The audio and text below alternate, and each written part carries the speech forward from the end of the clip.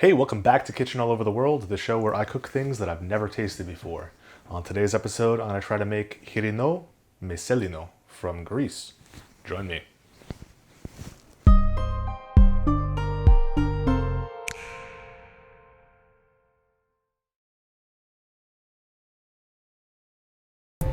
So this is a braised pork dish. So our first step is to brown the meat. Throw a little bit of oil in the Dutch oven.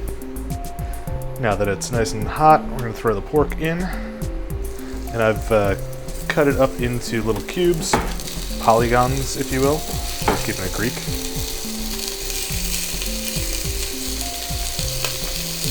And this is a pork picnic roast. I don't know what that really means, but it seems pretty tender. And it's pretty thick, and that's kind of what you want. You don't really want a thin cut pork chop for this, because as you can see, we're going to cook the hell out of it first.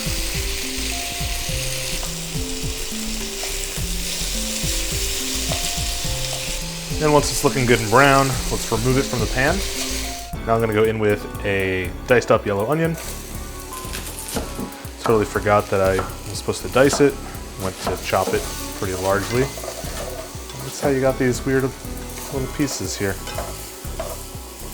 instead of a nice fine dice. I know how to cut an onion, don't worry. I'm gonna make a little gap so some of that surface is showing. And I'm gonna go in with a whole head of celery, including the leaves. I've cut into 1-inch pieces. Make sure to mix it around, get some of that pork juice on it. All right, now that the celery is starting to get a little softer, I'm gonna go in with some salt. A couple teaspoons, some black pepper, and half a teaspoon of whole oregano. Stir that in. Now let's throw our pork right back in.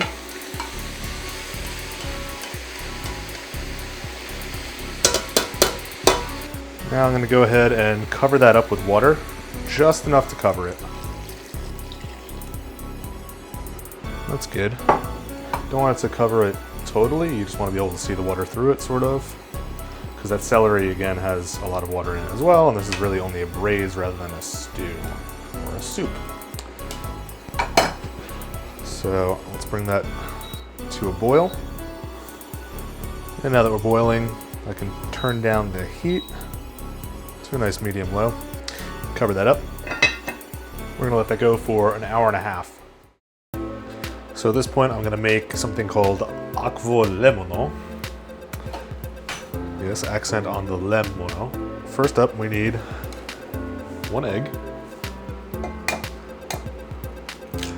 This is sort of like a sauce that we're gonna mix into our braising liquids to thicken it up a little bit. Now we're gonna take a lemon and juice it right into there.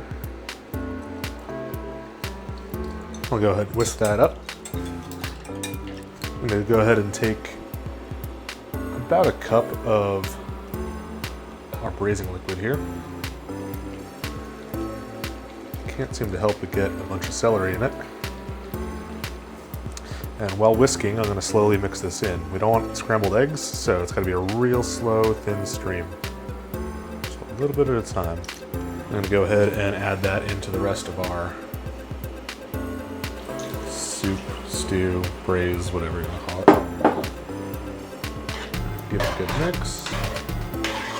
And let's let that go for 5 or 10 more minutes.